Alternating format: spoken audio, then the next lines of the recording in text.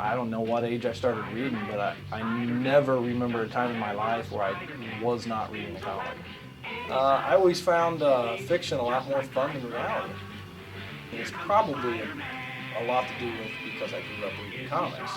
I don't remember, like specifically my mom bringing them home, or I think it's just, every kid is fascinated.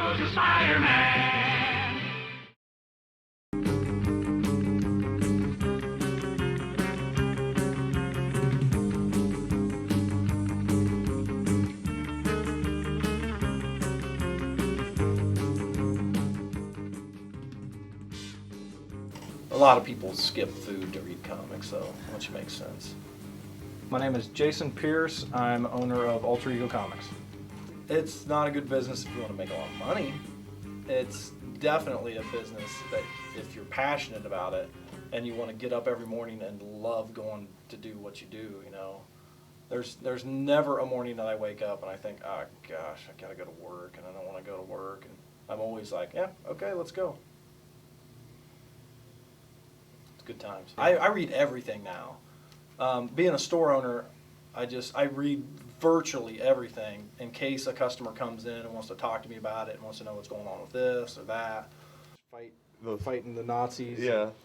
And what do they call them? The Red Tornado chick.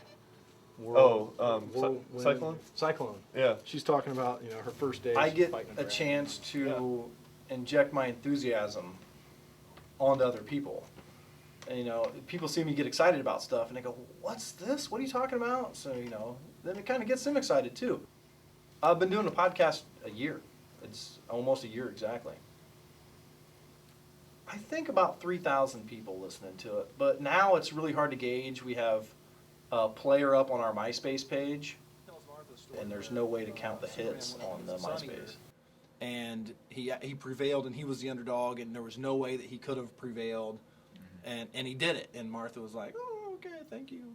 And it was it was a touching story. It was good, man. The podcast gives us an outlet via the internet to just reach, thousands and thousands of more people than I normally could by standing on my soapbox in the middle of the store.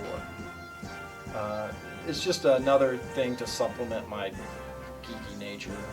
I talked to a lot of people who, used to read them when they were younger, or kids that have stopped reading them, and I was just never that way. It just hooked me, and I've always read them.